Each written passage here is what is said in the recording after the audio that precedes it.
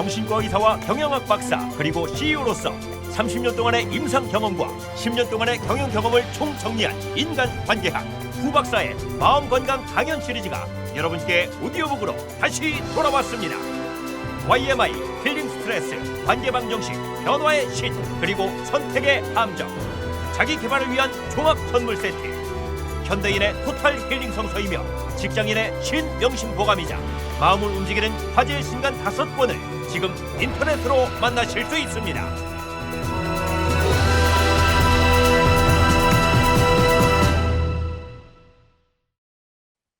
변화의 신 7. 천국 날씨. 정신과 의사 이후경입니다. 오늘은 변화의 신의 7번째 강의로 천국 날씨에 대해서 같이 알아보겠습니다. 한 신학대학에서 교수가 학생들에게 천국과 지옥에 대한 설명을 하고 있었습니다. 교수는 천국을 설명하면서 아주 환한 표정을 짓고 두 손을 높이 들어 신을 찬양하는 모습을 보여주었습니다. 이어 지옥을 설명했죠. 교수는 평상시 얼굴로 돌아왔습니다. 그리고 말했습니다. 지금 내 표정이 바로 지옥의 모습입니다. 여러분, 우리가 살아가는 세상은 마치 지옥과도 같은 곳입니다. 특히 한국 사회에서는 보다 몸으로 와닿죠. 1인당 국민 소득은 올라갔지만 먹고 사는 문제는 날로 어려워지고 있어요. 신문에는 온통 부정적인 사건으로 그득합니다. 경제면은 마이너스 성장, 실업률 증가, 가계부채 증가, 세금 인상 등 나쁜 소식으로 가득하고요.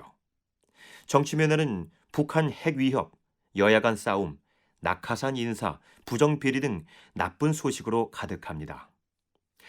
사회면에는 청년 실업, 노인 문제, 비정규직, 각종 사기 등 나쁜 소식으로 가득하죠. 니체는 위대한 철학자입니다. 그는 이렇게 말했죠. 타자는 지옥이다. 인간관계 자체가 지옥이 될 수 있다는 말입니다. 우리의 인생 현장은 정말 지지고 볶고 싸우는 전쟁터입니다. 그렇지만 니체는 이렇게 덧붙였어요. 풍파 없는 항해는 너무나도 단조롭다. 고난이 심할수록 내 가슴은 뛴다. 고난 가운데 인생의 기쁨이 있다. 불교에 고진멸도라는 말이 있습니다. 인간의 마음은 고통에서 출발합니다. 모든 고통은 집착에서 생기죠. 이러한 집착을 소멸시킬 때 깨달음, 도에 이릅니다. 여기서 고는 지옥에 해당하고 도는 천국에 해당합니다. 기독교에 원죄라는 말이 있습니다. 인간은 태어나면서 죄인입니다. 우리는 매일 음란, 탐심, 탐식, 비판, 교만, 분노의 죄를 짓고 살아갑니다. 원죄에서 벗어나려면 회개를 통한 하나님과의 관계 회복이 필요합니다. 예수님께서는 우리를 원죄로부터 구원하기 위해 십자가에서 피를 흘렸습니다. 원죄는 지옥에 해당하고 구원은 천국에 해당합니다. 인간이 지구상에 태어난 목적은 어쩌면 지옥에서 출발해서 천국으로 향하는 철로 역정을 수행하기 위함이라 할 수 있습니다. 여기 지옥의 날씨에 해당하는 5가지 마음 상태와 천국의 날씨에 해당하는 5가지 마음 상태가 있습니다. 지옥의 날씨는 이라크의 전쟁터나 일본의 쓰나미 현장을 연상할 수 있고요. 천국의 날씨는 노르웨이의 송네 피오르드나 하와이의 와이키키 해변을 연상할 수 있습니다. 지옥의 날씨에 해당하는 5가지 마음 상태는 다음과 같습니다. 걱정과 불안, 슬픔과 우울, 보챔과 조급함, 분노와 미움, 공포와 두려움입니다. 천국의 날씨에 해당하는 5가지 마음 상태는 다음과 같습니다.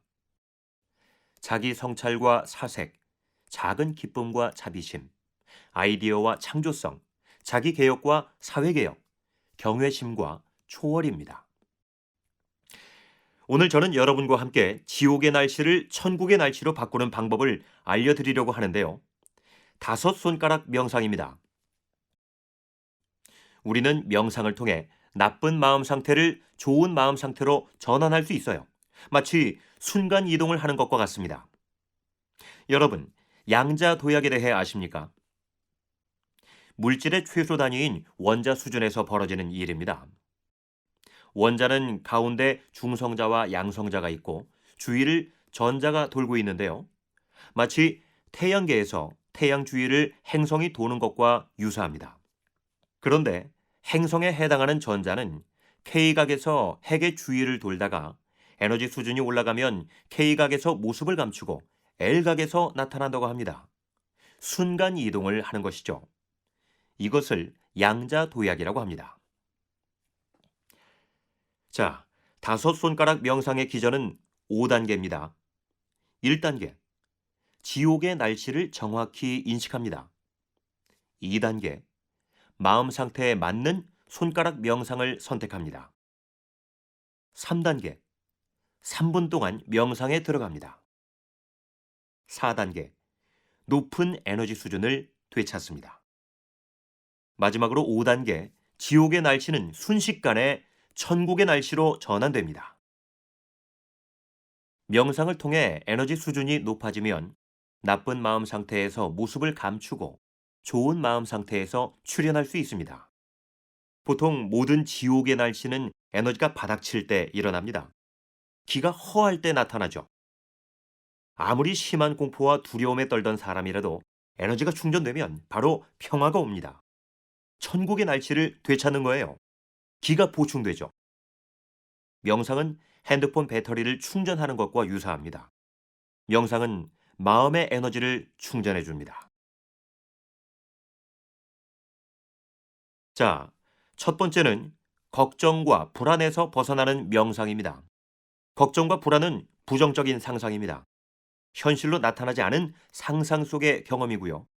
결단을 못 내리고 우유부단한 상태에 있는 겁니다. 걱정과 불안은 공포로 발전하고 공포는 다시 공황으로 이어질 수 있어요. 옛날에 어떤 사람이 하루도 빠짐없이 걱정이 많고 불안에 시달렸는데요. 너무나도 심각해서 일상생활을 못할 정도였습니다. 요즘 같으면 정신과 의사에게 찾아가 항불안제를 복용했겠지만 아무튼 지역에서 유명한 도인을 찾아갔습니다. 도인은 작은 상자를 주면서 늘 지니고 다니라고 했죠. 그런데 기적이 일어났습니다. 작은 상자를 허리춤에 차고 다니니까 모든 걱정과 불안이 감쪽같이 사라진 겁니다. 이제 편안히 잠들 수 있게 됐죠. 그런데 며칠 후 또 다른 문제가 생겼어요. 또 다른 걱정이 생긴 건데요. 작은 상자를 잃어버리면 어떡하나 라는 걱정이죠. 대부분의 사람들은 무수한 걱정과 불안 가운데 살아갑니다. 걱정과 불안은 우리의 일상이죠. 학생들은 시험과 취업 문제로 고민하고요. 주부들은 늘어나는 생활비로 고민합니다. 직장인은 평생 일터가 없어져 38선, 4호정, 5, 6도의 압박을 받죠. 돈 문제, 교육 문제, 환경 문제, 부부 문제, 청소년 문제, 노인 문제 등 세상에는 너무나도 많은 문제들로 그득합니다. 인생은 문제의 연속입니다. 문제, 문제, 문제, 위기. 문제, 문제, 문제, 위기. 이러다 80평생이 후딱 지나가 버려요.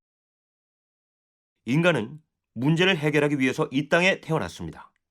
모든 문제는 하늘이 내린 선물이고요. 하나님께서는 우리에게 감당할 만한 시련을 주신다고 했습니다. 한 가지 문제가 해결되면 잠시 평화가 찾아오지만 또 다른 문제가 나타납니다. 한 가지 걱정이 사라지면 또 다른 걱정이 들어서고요. 한 불안이 사라지면 다른 불안이 생깁니다.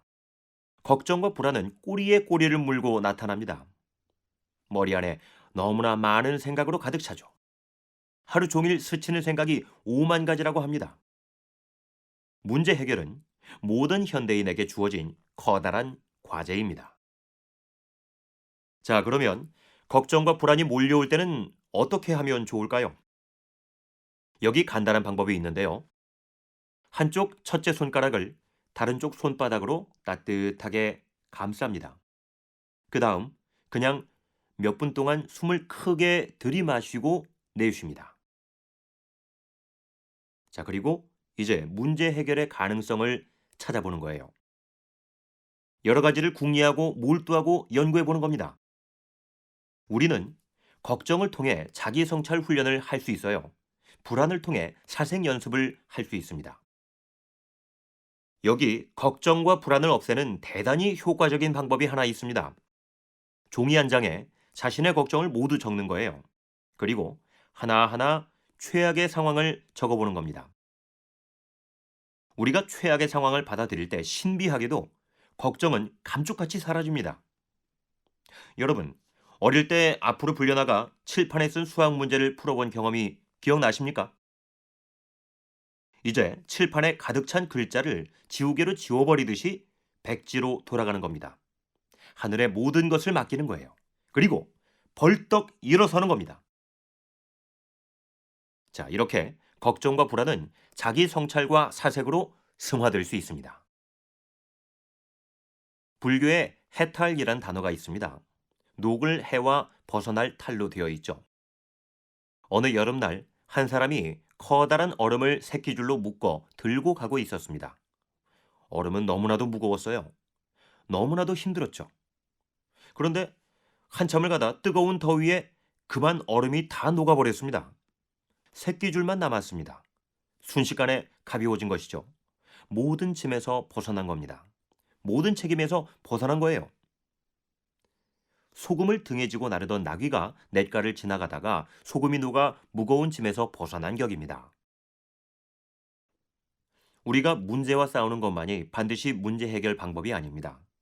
얼음이 녹는 것처럼 소금이 녹는 것처럼 저절로 벗어날 수도 있어요. 문제 해결이 아닌 문제 증발입니다. 솔루션, 해결이 아닌 디솔루션, 증발입니다. 이렇게 걱정과 불안은 자기 성찰과 사색으로 승화될 수 있습니다.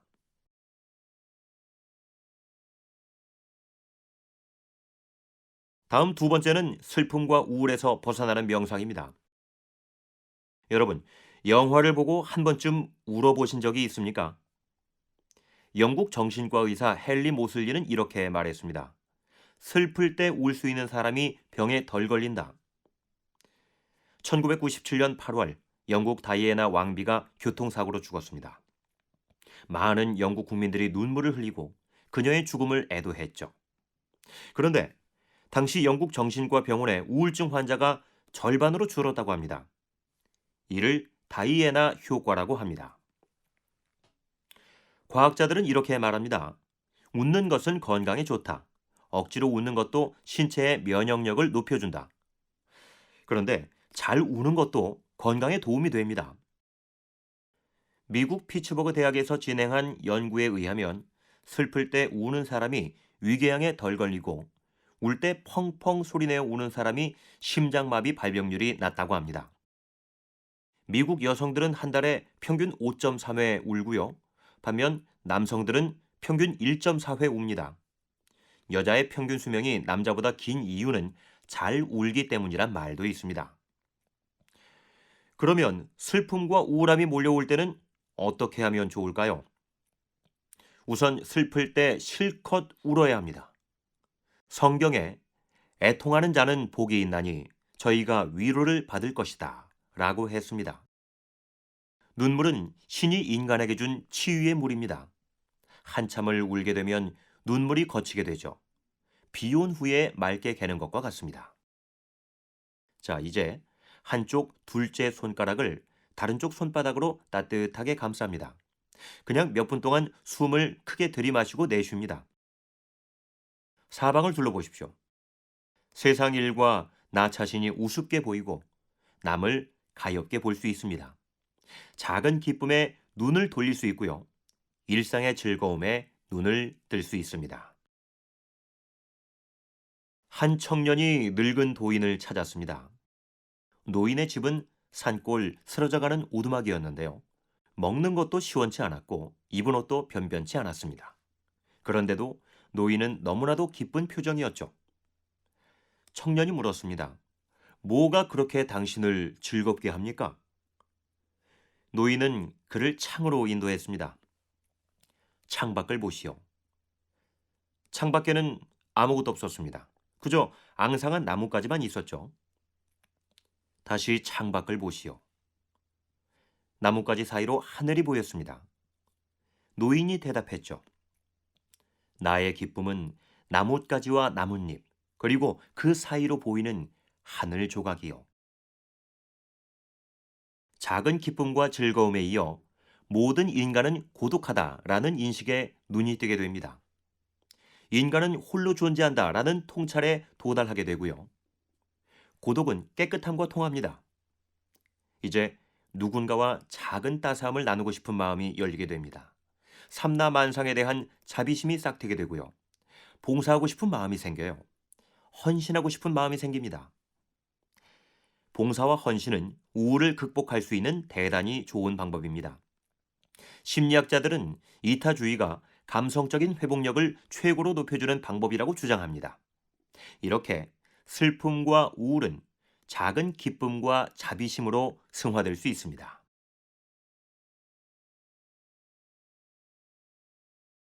다음 세 번째는 보챔과 조급함에서 벗어나는 명상입니다. 영국 신사가 2층 버스에서 옆좌석에 앉은 숙녀의 뺨을 때려 법정에 서게 됐습니다. 판사가 어찌된 영문인지 물었습니다. 영국 신사가 이렇게 대답했죠. 2층 버스를 타고 가는데 옆좌석에 앉은 숙녀가 차장이 올라오니까 핸드백을 열고 지갑을 꺼낸 다음 핸드백을 닫고 지갑을 열고 동전을 꺼낸 다음 지갑을 닫더니 차장이 내려가니까 지갑을 열고 동전을 넣고 지갑을 닫고 핸드백을 열고 지갑을 넣은 다음 다시 핸드백을 닫았습니다. 그런데 다시 차장이 오니까 다시 핸드백을 열고 지갑을 꺼낸 다음 핸드백을 닫고 지갑을 열고 동전을 꺼낸 다음 지갑을 닫더니 다시 차장이 내려가니까 한참을 듣던 판사가 화가 나서 큰 소리로 외쳤습니다. 스톱! 스톱! 내가 미칠 것 같다! 신사가 말했습니다. 나도 그래서 숙녀뺨을 때렸습니다. 옆에서 누가 무엇을 하든지 상관없이 자기 일만 열심히 하는 것은 쉽지 않습니다. 가만히 창밖을 내다보든 눈을 감고 사색에 잠기면 되는데 쉽지 않죠. 살아가면서 내 마당만 쓸면 되는데 그게 쉽지 않아요. 피도의 법칙이 있습니다. Forget it and drive on인데요. 보험회사 광고에 나오는 문구입니다. 한 사람이 천천히 자동차를 몰고 가고 있는데요. 성질 급한 친구가 뒤에서 계속 빵빵댑니다. 결국 추월하고요. 천천히 가던 차는 얼마 후 사고 난 차를 발견합니다. 바로 전에 추월했던 차입니다. 그리고 그는 유유히 사고 현장을 지나갑니다. 주위에서 뭐라고 하든지 천천히 드라이브 하는 것이죠. 그런데 대부분의 인간은 쉽게 보챔과 조급함에 빠져듭니다. 주위 상황에 맞추느라 초조함에 빠져듭니다. 남이 하니까 남이 하라는 대로 남이 시키는 대로 이 세상을 허겁지겁 살아갑니다. 보챔과 조급함에 늪에 빠지는 겁니다. 보챔의 에너지를 생산적으로 사용할 때 성에너지가 되고요. 조급함의 에너지를 파괴적으로 사용할 때 화에너지가 됩니다. 그러면 보챔과 조급함이 몰려올 때는 어떻게 하면 좋을까요? 여기 간단한 방법이 있습니다. 한쪽 가운데 손가락을 다른 쪽 손바닥으로 따뜻하게 감쌉니다. 그냥 몇 분 동안 숨을 크게 들이마시고 내쉽니다. 물은 99도에 절대 끓지 않습니다. 물은 100도가 돼야 끓죠. 100도에서 물은 수증기로 변화됩니다. 100도의 물과 100도의 수증기는 같은 온도이지만 천지 차이입니다. 하나는 액체 상태이고 하나는 기체 상태이니까요. 육체와 영혼에 비유됩니다. 이렇게 모든 아이디어는 냄비에 물 끓듯이 생기는 법입니다. 짧은 시간에 스쳐 지나가 버려요. 100도의 물이 순간 100도의 수증기로 변하는 것처럼 보챔과 조급함은 순간 창의적인 아이디어로 변화할 수 있습니다. 모든 아이디어는 섬광처럼 스쳐 지나가죠. 그리고 100% 완벽한 것으로 인식됩니다. 바로 그거야. 너무 간단해 하고 손바닥을 탁 치게 됩니다. 그리고 기쁨과 성취감이 수반되죠. 이렇게 보탬과 조급함은 아이디어와 창조성으로 승화될 수 있습니다.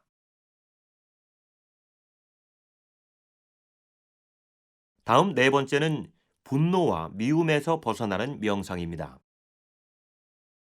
예수와 제자들이 바닷가를 거닐고 있었습니다. 한 제자가 이렇게 물었죠.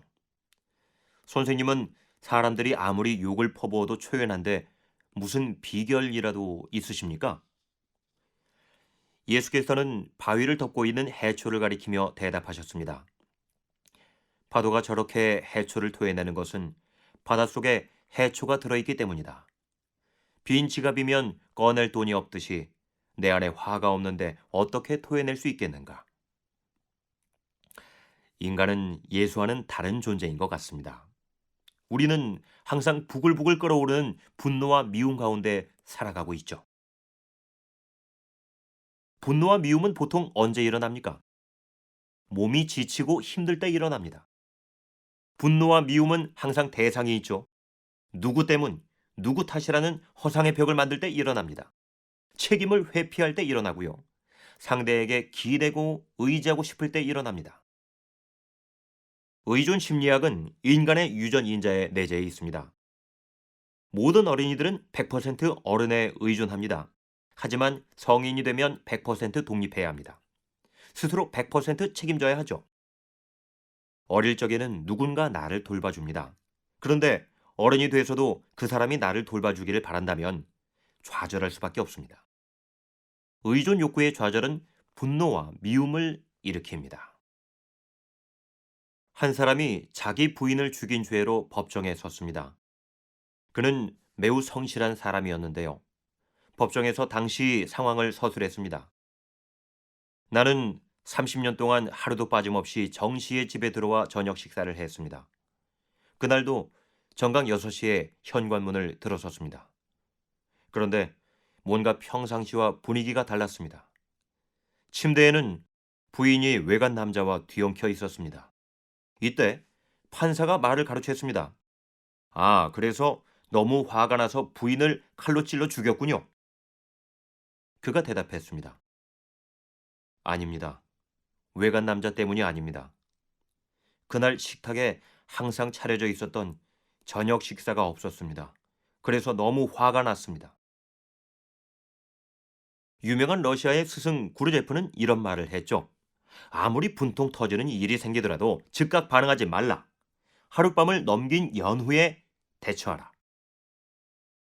그러면 분노와 미움이 몰려올 때는 어떻게 하면 좋을까요? 여기 간단한 방법이 있습니다. 한쪽 넷째 손가락을 다른 쪽 손바닥으로 따뜻하게 감쌉니다. 그냥 몇 분 동안 숨을 크게 들이마시고 내쉬는 거예요. 자, 우선 분통의 대상을 타인에게서 자신에게로 돌립니다. 분노는 엄청난 에너지인데요. 자신을 뜯어 고치는 에너지로 사용할 수 있습니다. 자기 개혁을 위한 에너지로 사용하는 겁니다. 자기 성숙을 위한 에너지로 사용하는 거예요. 그리고 분노의 분위기는 자신의 몸을 감싸는 위험으로 사용할 수 있죠. 분노는 신의 축복입니다. 헨리 포드는 이렇게 말했습니다. 절대 불평하지도 말고 절대 변명하지도 마라. 미성숙은 남에게 의존하는 것이고 책임을 회피하는 것입니다. 모든 것을 남 탓으로 돌리는 거예요. 성숙은 스스로 독립하는 것이고 책임을 지는 겁니다. 모든 것을 내 탓으로 돌리는 것이죠. 변명은 성공의 치명적인 바이러스입니다. 내 인생은 내가 책임져야 합니다. 여기서 조금 책임지고 저기서 크게 책임지는 것은 있을 수 없죠. 우리는 100% 철저히 완벽하게 책임져야 합니다.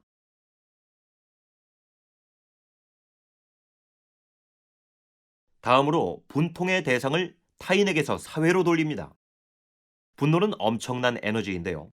사회를 뜯어 고치는 에너지로 사용할 수 있습니다. 사회 개혁을 위한 에너지로 사용하는 것이죠. 사회 성장을 위한 에너지로 사용하는 것입니다. 슈바이처는 질병에 대한 분노로 인류에 봉사하는 의사가 되었죠. 클린턴은 의붓 아버지에 대한 분노로 변호사가 되었고요.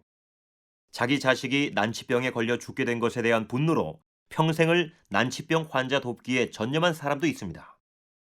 분노는 신의 축복입니다. 이렇게 분노와 미움은 자기 개혁과 사회 개혁으로 승화될 수 있습니다. 마지막 다섯 번째는 공포와 두려움에서 벗어나는 명상입니다. 인간은 태어날 때 아무런 두려움 없이 태어납니다. 최초로 생기는 두려움은 두 가지인데요. 높은 데서 떨어지는 공포와 큰 소리에 대한 공포입니다. 그리고 자라나면서 차츰 여러 가지 두려움이 들어서게 되죠. 두려움은 생존 본능에 해당합니다. 인간은 만물의 영장입니다. 수많은 자연의 위협에서 보호되었죠. 그래서 인간은 동물과 달리 인간관계에서 두려움을 쌓아가기 시작합니다. 인간관계에서 가장 중요한 두려움 두 가지가 있습니다. 실패와 거절이죠. 실패는 스스로 실패하지 않을까 하는 두려움이고, 거절은 상대가 거절하지 않을까 하는 두려움입니다. 실패와 거절의 공포는 병리적인 심리 현상입니다. 모두 어린 시절 애정 박탈에서 오는데요. 칭찬보다는 꾸중을 많이 들어서 생긴 겁니다. 부모의 파괴적인 비판은 치명적입니다. 그리고 부모의 조건부 사랑은 해롭습니다.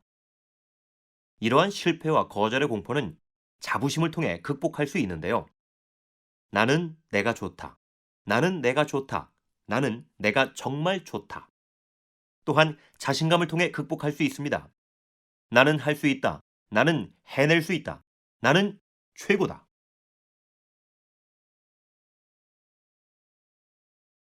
감동적인 얘기가 하나 있습니다. 옛날에 한 나라의 왕이 병이 들어 죽어가고 있었습니다. 모든 돈과 권력과 재력을 완비했지만 죽음 앞에서는 속수무책이었죠. 불안을 넘어서 공포와 두려움의 상태로 들어갔습니다. 어릴 적부터 친하게 지냈던 도인 친구가 임종을 보기 위해 찾아왔습니다. 큰 홀에는 단 둘이 남았죠. 왕이 침묵을 깨고 공포에 떨면서 친구에게 물었습니다.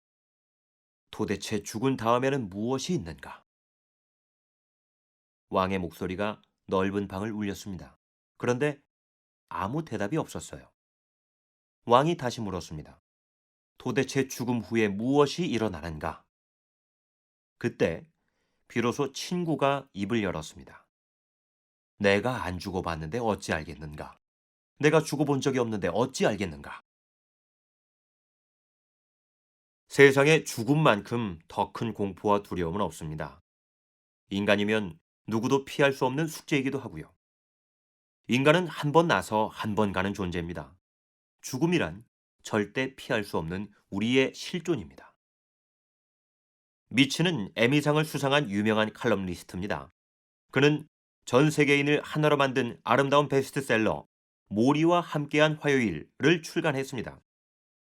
노은사인 사회학과 교수 모리에 관한 이야기인데요. 모리는 사지가 마비되는 희귀병인 루게릭병으로 죽어가고 있었죠. 미츠는 모리와의 14번의 짧은 만남을 가졌습니다. 떠나는 자와 남는 자의 인생을 주제로 한 마지막 수업을 했죠. 이 책은 우리에게 많은 감명을 줍니다. 살아있음의 의미와 죽어감의 의미를 전달해 주고요. 어떻게 살아야 할지, 어떻게 죽어야 할지에 대한 메시지를 전달해 줍니다. 그리고 죽음에 대한 직면을 통해 새로운 관점의 전환을 안겨줍니다. 불교에서 득도해야 하는데 거쳐야 하는 세 가지 장막을 거론했습니다. 첫째는 벼럽망견인데요. 사람 사이에 서로 다른 개인적인 감정 경험입니다. 둘째는 동분망견인데요. 문화적인 경험, 고정관념과 편견입니다. 셋째는 생사지심입니다. 삶과 죽음에 대한 것이죠. 도와 참선은 이 세계를 거쳐서 진여에 도달하는 것이 최후 목표입니다. 마지막이 바로 죽음에 대한 두려움을 극복하는 겁니다.